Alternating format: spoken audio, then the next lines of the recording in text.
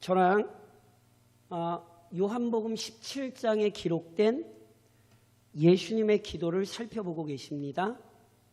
예수님께서 제자들을 발을 씻기시고 마지막 식사를 하신 이후에 가룟 유다는 예수님 팔로 로마 군병들에게 간 이후에 예수님께서 요한복음 14장으로부터 16장까지 이 땅에 계시면서 제자들에게 마지막 가르침을 주십니다. 그것은 아버지께서 보내실, 그리고 아버지께서 아들에게로 그리하여 아들이 부어주실 보혜사 성령에 관한 놀라운 약속의 말씀이었습니다. 우리 주님께서 그 말씀을 마치시고 요한복음 17장에서 이제 기도하십니다.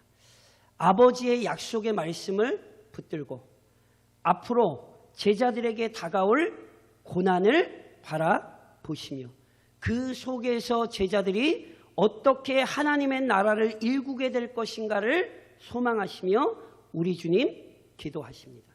그래서 첫 시간에 말씀드렸던 것처럼 예수님의 기도의 내용은 크게는 세 가지예요. 첫 번째 예수님 자신을 위해, 두 번째 11 제자를 위해, 세 번째 그 제자들을 통해 앞으로 예수님을 믿게 될 모든 자들. 그래서 예수님을 위해서도 기도하시지만 결국 예수님의 기도의 대상은 제자들과 그를 통해 예수를 믿게 될 모든 자들, 조금 다른 말로 교회입니다. 그러니 요한복음 17장에 나온 이 기도는 교회의 머리이신 그리스도께서, 교회의 중보자이신 그리스도께서, 조금 말을 바꿔서 완전한 대제사장이신 우리 주 예수 그리스도께서 그의 교회를 위하여, 그의 백성을 위하여 기도하십니다. 이게 요한복음 17장에 나온 기도입니다. 그래서 이 기도는 우리에게 너무너무 영광스러우며 아름다운 기도이고, 이 기도의 내용을 깊이 이해하는 교회가, 이 능력이 이 기도가 가르치는 위대한 은혜와 역사 속에서 우리 주 예수 그리스도 재림하실 그날까지 그 사명을 감당하며 믿음의 자리를 지키게 될 것입니다.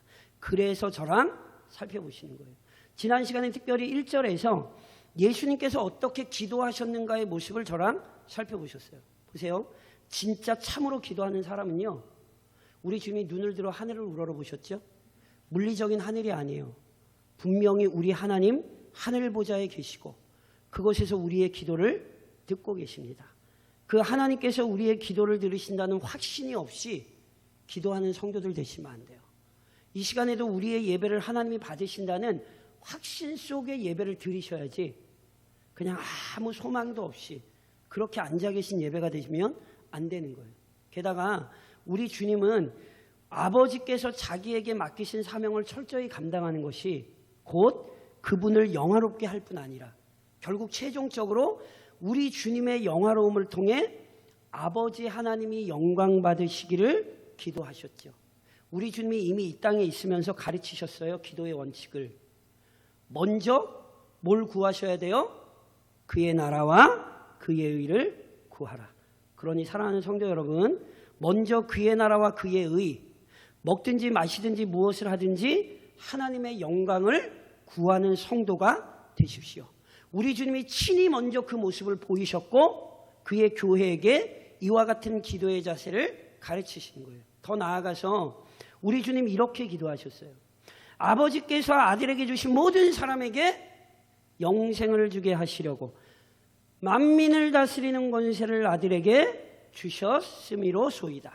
오늘 저랑 이 구절 속에서 우리에게 허락된 영광스러운 구원에 관한 교리들을 좀 살펴보시려고 해요. 그러니까 우리 주님이 지금 이 기도하신 내용 속에 우리의 구원이 어떤 것인가가 굉장히 잘 드러나 있어요. 그래서 저를 좀 한번 한번 따라 하시겠어요? 선택. 뭐라고요? 선택이 뭐죠? 하나님께서 우리를 택하여 부르셨습니다. 아멘이십니까? 이게 우리 주님 기도에 지금 나오고 있는 거예요. 보세요.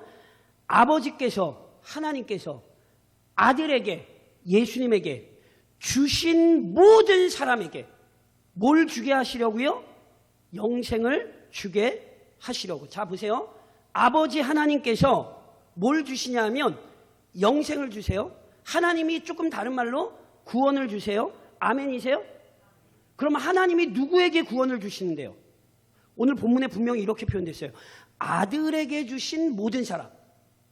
하나님이 영생을 주시는데 하나님이 누구에게 영생을 주시냐 하면 아들에게 주신 모든 사람에게 영생을 주신다. 오늘 본문이 이렇게 가르치잖아요. 그러니까 보세요. 오늘 본문은요, 우리의 구원이 아버지께서 아들에게로 주어지는 놀라운 신비가 있음을 이야기하는 거예요. 인간이 스스로 노력하여 구원을 얻는 것이 아니라 아버지께서 아들에게 주셔야 구원은 얻어지는 거예요. 그러니까 아버지께서 아들에게 주시는 것, 이걸 성경은 다른 말로 아버지의 선택이라 이렇게 얘기하는 거예요. 자, 조금 더 설명드리면 이런 거예요. 자, 우리가 성경을 통해 분명히 믿고 확신하는 바, 아담 안에서 모든 인간이 죄인이 되었지요. 그래서 누누이 말씀드린 것처럼 구원이 정상 아닙니다. 원래 형벌이 정상입니다. 왜요? 아담 안에서 모든 인간이 죄인이 되었기 때문에 구원받는 걸 당연하게 생각하시면 안 돼요. 구원받는 건 당연한 게 아니라 구원받는 게 선물이에요. 왜요? 원래 정상은 뭐예요? 심판이에요. 그러니까 보세요. 원래 모든 사람이 심판받아야 마땅한데 하나님께서 그 심판받아야 될 죄인들 중에 일부의 사람들을 선택하셨죠. 그리고 하나님께서 그 일부의 사람들을 선택하신 이유는 선택받은 사람에게 어떤 이유와 근거가 있는 것이 아니에요. 그래서 혹시 기억하실지 모르겠는데 우리는 무슨 교회입니까? 예, 우리는 개혁교회입니다. 개혁교회란 다시 한번 말씀드리지만 종교개혁의 신앙과 신학을 있는 교회에 있고 장로교의 전통을 지키며 철저히 청교도들을 통하여 나타난 신앙의 맥을 잇고 있는 사람들이에요. 그래서 제가 우리는 개혁교회입니다라는 것으로 연초에 시리즈 설교를 하면서 크게는 두 가지를 설명드렸어요. 종교개혁의 5가지 슬로건, 그리고 소위 칼빈주의 5대 교리라 부르는 우리 신앙의 아주 중요한 핵심적인 교리들. 다시 한번 말씀드리지만 우리가 만든 거 아니에요. 성경이 가르친 걸 우리는 칼빈주의 5대 교리라는 말로 표현을 해서 압축시켜 놓은 거죠. 근데 제가 어떤 말씀을 드렸냐면 저를 좀 따라하세요. 전적 부패. 말이 어려우시지만 제가 항상 말씀드리죠. 개혁교회 성도들이 이걸 모르는 건 정확히 말씀드리면 부끄럽고 수치스러운 거예요. 우리 믿음의 선배들이 목숨을 걸고 이 교리들을 지켜왔는데 지금 와서 모르겠네, 힘들어. 이러시면 안 돼요. 이 교리들이 없이 우리의 정체성이 없는 것인데, 그러니까 어려우셔도 자꾸 들으시고 맞아, 이 신학적인 용어들을 정확히 기억하셔야 돼요. 왜요? 이 말 안에 우리의 신앙과 신학이 담겨 있기 때문에 그런 거예요. 자, 따라하세요. 전적 부패. 다시 한번 따라하세요. 무조건적 선택. 예, 다시 따라해 보세요. 제한 속죄. 예, 4번째 다시 따라하세요. 불가항력적 은혜. 예, 마지막입니다. 한 번만 따라하세요. 성도의 견인. 이걸 칼빈주의 5대 교리라 그러고, 이 교리들을 우리는 믿어요. 봐요. 보세요. 전적 부패. 아담 안에서 우리 모두가 타락하되 어떤 부분도 죄의 영향력을 입지 않은 부분이 없이 온통 죄에 물들었어요. 그래서 스스로 구원을 얻어요, 못 얻어요? 못 얻는다니까요. 그래서 하나님이 어떤 일을 일으키세요? 무조건적 선택. 선택받은 자에게 어떤 이유나 근거가 있는 것이 아니라 오직 하나님의 사랑에 근거하여 하나님이 심판받을 죄인들 가운데 일부를 선택하신 거예요. 이것을 아들에게 주셨다. 이렇게 오늘 본문이 표현하는 거예요. 똑같은 말씀을 요한복음 6장 44절에서 화면 보시면서 저랑 한번 같이 한번 읽으시겠어요? 우리 주님이 이렇게 표현하셨어요. 같이 읽겠습니다. 나를 보내신 아버지께서 이끌지 아니하시면 아무도 내게 올 수 없으니 오는 그를 내가 마지막 날에 다시 살리리라. 아버지께서 뭐 하셨어요? 나를 보내셨어요. 예수님을 보내신 아버지께서 뭐 하지 않으시면 이끌지 아니하시면 누구에게로? 예수님께로 이끌지 아니하시면 그게 무슨 얘기냐면 하나님께서 죄인 중에 일부의 사람들을 선택하셔서 그들을 예수 그리스도 앞으로 하나님이 이끄셨다는 거예요. 이게 선택하셨다는 거예요. 그래서 보세요. 우리는 하나님의 선택하심을 받아 그리스도 앞에 나와 구원을 얻은 자들이에요. 그래서 바울 선생님이 데살로니가전서 1장에서 데살로니가 교회를 향하여 이렇게 표현하시는 거예요. 하나님의 사랑하심을 받은 형제들아, 하나님의 사랑하심을 받은 형제들아, 뭘 알아요? 너희를 택하심을 아노라. 어떻게 교회로 부르심을 받고 어떻게 하나님의 자녀로 부르심을 받았어요? 하나님이 택하셨기 때문에. 그러니 오늘도 우리 주님 기도하신 이 내용 속에서 우리의 구원의 신비를 가슴에 깊이 새기셔야 돼요. 나는 택함 받은 자녀이다. 나는 수많은 죄인들 중에 하나님이 친히 부른 자녀이다. 이 확신이 마음에 있으셔야 되는 거예요. 동시에 더 나아가서 저를 다시 한번 따라 하시겠어요? 믿음. 예, 믿음. 뭐요? 믿음. 제가 가능한 한 오후 예배 때는 딱딱한 교리를 너무 어렵게 설명하지 않으려고 굉장히 나름대로 애를 쓰고 있는데 그래도 어찌됐건 이 교리적인 사실들을 피해가시면 안 돼요. 다시 한번 따라하세요. 믿음. 뭐요? 믿음. 자, 보세요. 하나님이 우리를 뭐 하셨어요?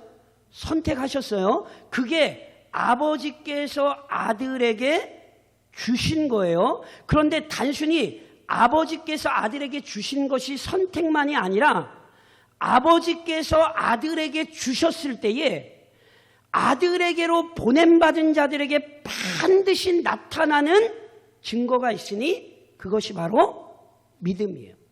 아버지께서 선택하셨으면 그 선택받은 사람은 반드시 믿음을 통해 그의 구원을 드러내고 나타나게 되어 있어요. 제가 많이 말씀드린 것처럼 성경을 읽으시려면 끝까지 꼼꼼하게 잘 읽으셔야 돼요. 많은 사람들이 잘 아시는 요한복음 3장 16절을 가지고 이상한 얘기를 해요. 저랑 한번 같이 한번 요한복음 3장 16절 같이 한번 읽겠습니다. 하나님이 세상을 이처럼 사랑하사 독생자를 주셨으니 이는 그를 믿는 자마다 멸망하지 않고 영생을 얻게 하려 하심이라. 자, 고개 들어 저를 보세요. 이 구절을 이렇게 끌고 가시면 안 돼요. 하나님이 세상을 이처럼 사랑하셔서 독생자를 주셨습니다. 아멘이십니까? 그러니까 당신도 무조건 구원받았습니다. 이러면 돼요, 안 돼요? 이렇게 하시면 안 돼요. 성경을 똑바로 끝까지 읽으세요. 하나님이 세상을 이처럼 사랑하사 독생자 주셨습니다. 아멘? 그래서 모든 사람이 구원을 받습니까? 아니죠. 이는 성경을 똑바로 끝까지 읽으시라고요. 띄어서 읽지 말고 읽고 싶은 것만 읽지 말고 성경을 끝까지 읽으시라고요. 하나님이 세상을 사랑하사 독생자를 주셨으니 누구든지 아무나 그냥 구원받는다. 성경은 이렇게 얘기 안 해요. 하나님이 세상을 사랑하사 독생자를 주셨으니 이는 누가? 그를 믿는 자마다. 안 믿으면 구원 없어요. 하나님이 세상 사랑하셨으니까 아무나 구원 얻는 거라고. 이렇게 얘기하시면 안 돼요. 보편구원론에 속지 마세요. 하나님의 사랑을 굉장히 잘 얘기하는 것 같고 아무나 구원받습니다 이러면 굉장히 넓은 사람들 같지만 기독교는 그렇게 얘기 안 해요. 하나님께서 구원하시되 그리스도를 믿는 자마다 멸망하지 않고 영생을 얻게 하셨어요. 온 인류가 구원을 얻지 않아요. 믿는 자가 구원을 얻어요. 그래서 이 사실을 똑같이 우리 주님 요한복음 3장 6장에서 이렇게 말씀하셨어요. 아버지께서 내게 주시는 자는, 아버지께서 선택하사 그리스도에게로 이끄는 자는 다 뭐한대요? 내게로 올 것이요. 우리 주님께로 온다는 게 무슨 얘기예요? 우리 주님을 믿는다는 얘기예요. 우리 주님도 믿지 않으면서 구원을 얻을 수 없어요. 그리고 우리 주님을 믿는 자를 내게 오는 자는 내가 결코 내쫓지 아니하리라. 자, 굉장히 중요한 신앙의 내용이에요. 놀랍게도 구원을 잘 보존하고 가르쳐야 되는 교회가 오히려 구원을 싸구려를 만드는 경우가 있어요. 아무한테나 당신 구원받았습니다. 그렇게 남발하지 마세요. 그거 성경의 가르침 아니에요. 우리는 반드시 어떤 사람의 구원을 확인할 때 그 사람에게 물어야 돼요. 예수를 믿으십니까? 그래서 제가 많이 말씀드렸잖아요.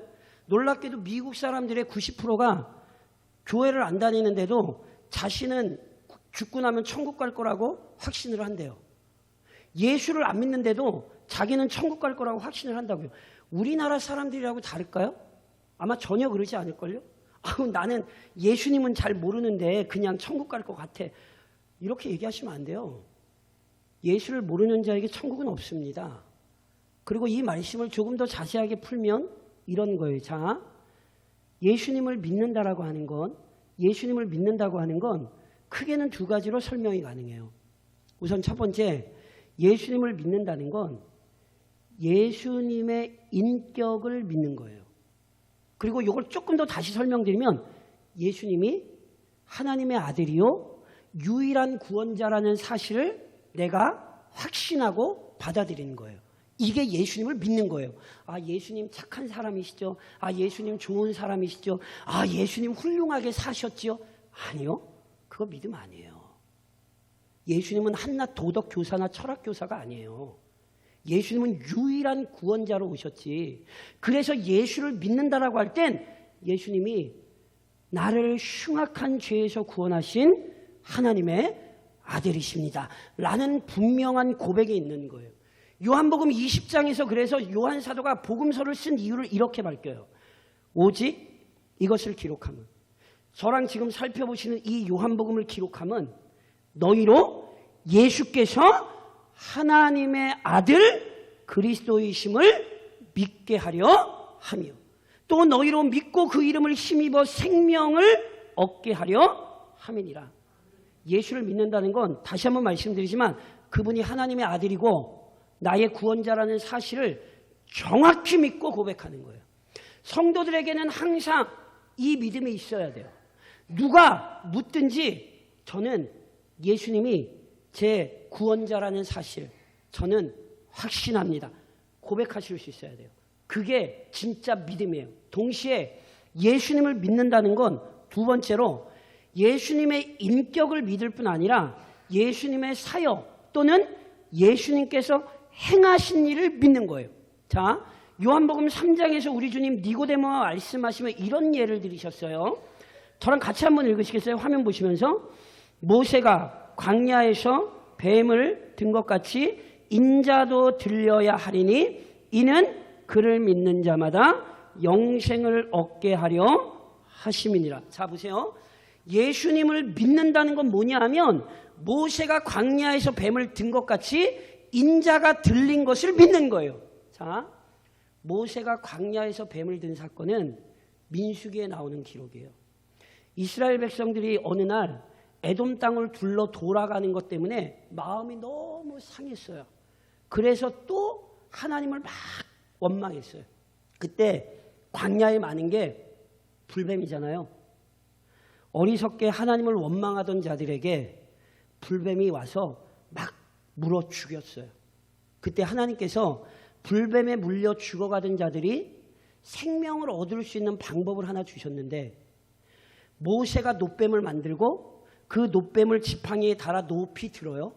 그럼 누구든지 불뱀에 물렸더라도 뭐를 바라보면 모세가 지팡이에 달고 높이 든 그 놋뱀을 바라보면 생명을 얻어요. 말이 됩니까?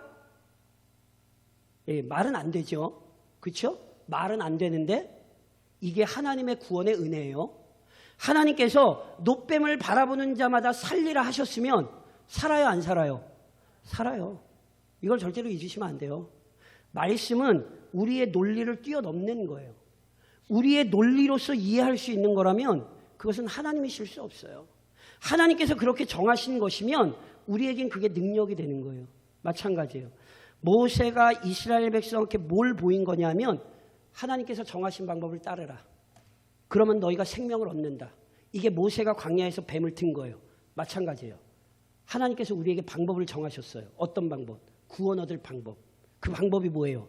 십자가에 높이 들리신 예수 그리스도를 믿는 자마다 뭐 하는 거예요? 구원을 얻는 거예요. 그래서 예수님께서 이 땅에 오셔서 십자가에 달리신 일은, 그리고 이 땅에서 행하셨던 모든 일은 우리를 구원하시기 위한 일이었어요.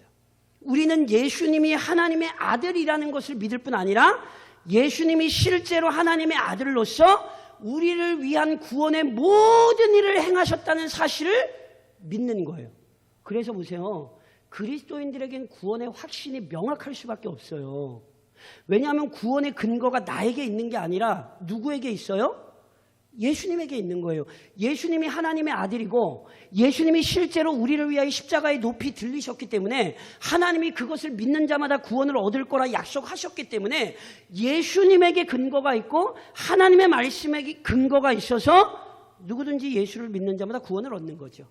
그러니 이 사실에 대해서 흔들리는 성도가 되시면 안 돼요. 아무리 연약하고 부족해도 예수를 믿는 자마다, 즉 예수께서 하나님의 아들이심을 믿고 예수께서 우리 죄를 위한 모든 구원의 사역을 이루셨다는 사실을 믿는 자마다 뭘 얻어요? 구원을 얻어요. 이게 지금 아버지께서 아들에게 주셨다는 뜻이에요. 더 나아가 오늘 본문이 굉장히 중요한 또 하나의 교리를 우리에게 설명하는데 저를 좀 다시 한번 따라 하시겠어요? 최후 심판. 뭐라고요? 최후 심판. 보세요.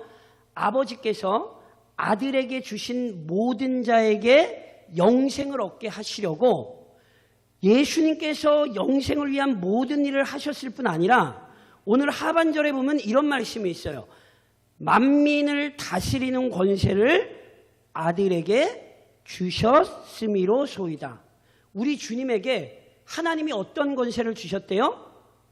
만민을 다스리는 권세를 주셨대요. 그러니까 보세요. 만민은, 여기서 만민은 아담을 포함하여 예수님 재림하시는 그날까지 이 땅에 살아가는 모든 사람을 실제로 표현하는 거예요. 그러니까 만민은 모든 사람이에요. 두 가지로 구별해서 설명하면 신자와 불신자 모두 의미하는 거예요. 그러니까 보세요. 하나님께서 예수님에게 뭘 주셨어요? 만민을 다스리는 권세를 주셨어요. 그러니까 보세요.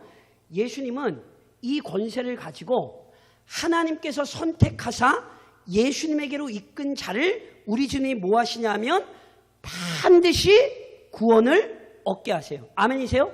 그래서 요한복음 14장 1절에 이 놀라운 역사를 우리 주님이 분명히 이렇게 말씀하셨어요. 너희는 마음에 근심하지 말라. 하나님을 믿으니 또 누구를 믿어야 돼요? 우리는 예수님을 믿는 거예요. 예수님의 그 능력의 손 안에 우리가 사로잡혀 있어요. 그리고 무엇보다 지금도 예수님께서 하나님 보좌 우편에서 뭐 하고 계세요? 우리를 위하여 기도하고 계세요. 우리의 인생 누구 손에 있다고요? 예수님 손에 있습니다. 믿으시죠? 하나님이 맡기신 우리를 예수님이 지금도 책임지고 계십니다. 그런데 성경은 오늘 이 얘기만 하는 게 아니에요. 우리만 예수님 손에 있다고요? 아니라니까요.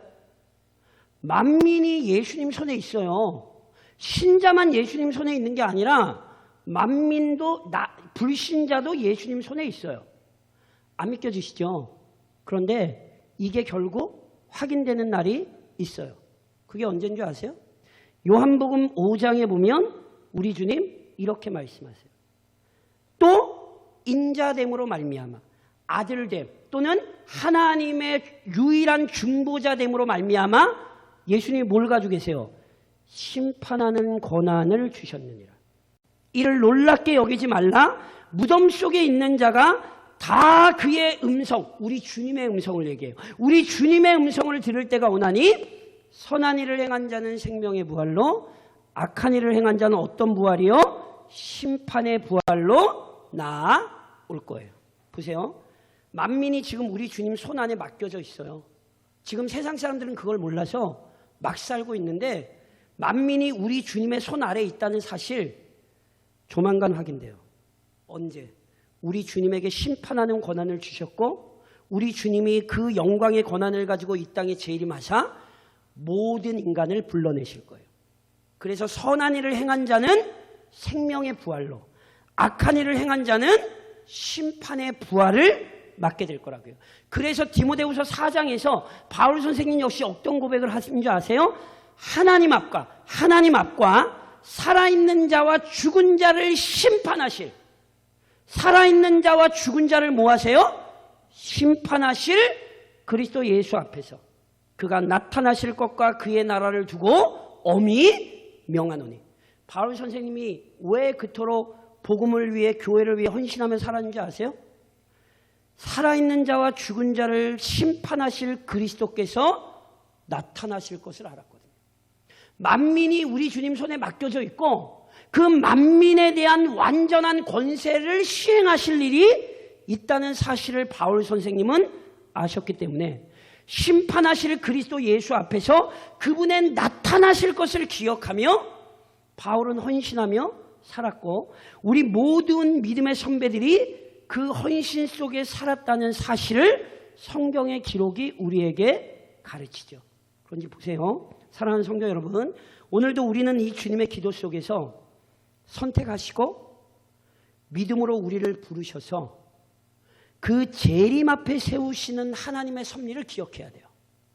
하나님의 선택과 오늘 이 땅을 사는 믿음 안에서 결국 우리 주님의 최후 심판대 앞에 우리가 서게 된다는 사실을 기억하지 못하면 오늘 주님의 기도를 모르는 사람들이에요.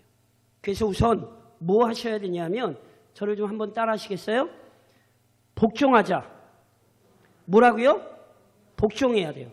보세요. 왜 그런지 아세요? 하나님이 우리 뭐 하셨어요? 선택하셨어요. 우리 누구 거예요? 하나님 거예요.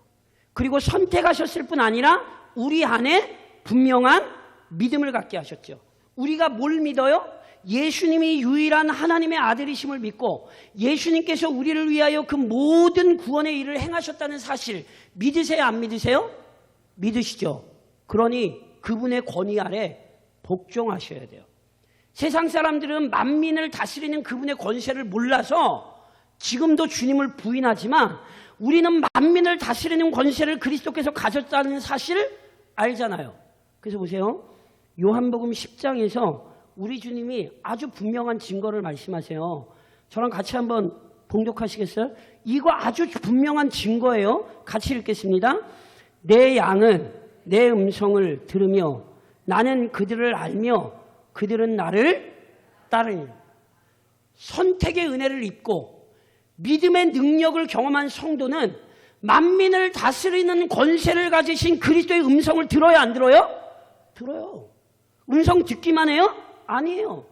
우리 주님의 음성을 듣고 그 음성을 따르는 거예요. 복종은, 주님의 말씀에 대한 복종은 오늘 우리의 구원을 확인하는 굉장히 중요한 표지라는 사실을 잊으시면 안 돼요. 복종하지 않으면서 나 예수 믿어 이렇게 얘기하시면 안 돼요. 요한복음 15장에서 마지막 유언과 같이 남기신 말씀에서 우리 주님 제자들에게 이런 말씀하셨어요. 너희가 나를 택한 것이 아니요 니들이 나 믿겠다고 따라온 것 아니다. 이렇게 말씀하시는 거예요. 내가 너희를 택하여 세웠나니. 왜요? 이는 너희로 가서 열매를 맺게 하고 또 너희 열매가 항상 있게 하여 내 아버지께 무엇을 구하든지 다 받게 하려 함이라. 택하여 세우셨잖아요. 복종해서 뭐 하셔야 돼요? 열매 맺으셔야 돼요. 기도도 왜 해야 되는지 아세요? 그 열매가 항상 있게 하여 내 이름으로 아버지께 무엇을 구하든지 다 받게 하려 함이라. 이게 무슨 얘기인지 아세요? 하나님께서 왜 우리의 기도에 응답하는 줄 아세요? 우리로 하여금 복종하며 살게 하시려고, 복종하여 하나님의 영광 드러내며 살게 하시려고 오늘도 우리의 기도에 응답하신다는 사실 잊으시면 안 돼요. 그러니 이번 한 주간도 복종하는 삶을 사셔야 되는 거예요. 동시에 다시 한 번만 따라 하시겠어요? 준비하자. 뭐라고요? 뭐 준비하실 건데요? 그렇죠. 갑자기 물으니까 당황스러우시죠? 뭘 준비하셔야 되는데요? 보세요. 만민을 다스리는 권세를 우리 주님 가지고 계시고 그 권세를 우리 앞에 정확히 펼치실 날이 있어요. 마태복음 24장에서 우리 주님 이런 말씀하셨죠. 이러므로 너희도, 여기 너희가 누군지 아세요? 이 제자들이에요. 너희도 준비하고 있으라. 생각하지 않은 때에 인자가 오리라. 이 말씀의 영광스러움이 어디에 있는지 아세요? 너희도 준비하고 있으라. 무슨 얘기예요? 세상은 이걸 알아요, 몰라요? 몰라요. 이걸 놓치시면 안 돼요. 세상은 만민을 다스리는 권세가 우리 주님께 있고 그분이 언젠가 재림하사 생명의 부활과 심판의 부활로 나오게 하신다. 세상은 몰라요. 우리만 알아요. 그래서 오늘 우리는 뭐 하는 거예요? 준비하고 있는 거라니까요. 제가 많이 말씀드렸죠. 창세기 1장 1절을 성도들이 암송하시는 거 너무너무 좋아요. 아, 창세기 1장 1절 짧잖아요. 좀 외우세요. 얼마나 좋아요. 그 창세기 1장 1절에 우리의 신앙의 모든 고백이 다 담겨 있어요. 실제로. 그러니까 태초에 하나님이 천지를 창조하시니라. 너무너무 중요한 구절이에요. 근데 제가 말씀드렸죠. 창세기 1장 1절만 외우시면 안 되고요. 요한계시록 마지막 장 마지막 절도 실은 외우셔야 돼요. 왜냐하면 창조로 시작되었던 성경이 뭘로 끝나요? 재림으로 끝나요. 굉장히 중요한 성경의 논리고 지식입니다. 그래서 저랑 외우자 그러시면 아무 말도 안 하실 것 같아서 화면을 보시면서 같이, 이게 성경의 마지막이에요. 같이 읽겠습니다. 시작. 이것들을 증언하신 이가 이르시되 내가 진실로 속히 오리라 하시거늘 아멘. 주 예수여 오시옵소서. 주 예수의 은혜가 모든 자들에게 있을지어다. 아멘. 외우셔야 돼요. 창조로 시작된 성경이 예수의 재림으로 끝나요. 그래서 창조를 믿는 성도들의 마지막 고백이 뭐예요? 아멘. 주 예수여 오시옵소서. 창조를 믿는다고 하면서 지금 예수의 재림을 안 기다리면 그거 거짓말이에요. 창조 신앙은 반드시 재림 신앙으로 가요. 그래서 제가 누님 말씀드리죠. 조국 교회가 너무 배가 불러가지고 재림 신앙을 잃어버렸어요. 불과 몇십 년 전만 해도 우리 믿음의 선배들 낮에나 밤에나 눈물 머금고 내 주님 오시기를 고대합니다. 이 찬양 부르며 우리 주님의 재림을 기억하고 살았는데 이게 세상이 너무 살기 좋으니까 가능하면 예수님이 좀 안 오셨으면 좋겠다라는 생각들을 품고 재림에 대한 개념을 잊고 사는 거예요. 주 예수의 은혜가 모든 자들에게, 여기 모든 자는 예수님의 재림을 기억하고 기다리는 사람을 의미하는 거예요. 그 예수의 재림을 기억하며 기다리는 자에게 은혜가 있어요. 그러면서 준비하는 거죠. 어떤 준비요? 저랑 화면 보시면서 고린도후서 5장 어떤 준비를 하시는 거냐면 같이 읽겠습니다. 시작. 그런즉 우리는 몸으로 있든지 떠나든지 주를 기쁘시게 하는 자가 되기를 힘쓰노라. 이는 우리가 다 반드시 그리스도의 심판대 앞에 나타나게 되어 각각 선악간에 그 몸으로 행한 것을 따라 받으려. 아멘이세요? 우리는 심판을 앞둔 사람들이에요. 그리스도의 재림 앞에 설 것을 기다리는 사람들이에요. 그래서 바울이 지금 고린도후서에서 고백한 것처럼 주를 기쁘시게 하는 자가 되기를 힘쓰노라. 재림 신앙이란 다른 것 아니에요. 이번 한 주간도 주님 기쁘시게 하는 삶을 사셔야 돼요. 하나님께서 선택하사 부르시고 그리스도를 믿는 믿음을 주셨으니 그 최후 심판의 앞에 서는 날까지 이번 한 주간도 주를 기쁘시게 하는 삶을 살아가시기를, 언젠가 재림하사 우리를 영광의 부활로 이끄실 우리 주님의 이름으로 권면드립니다.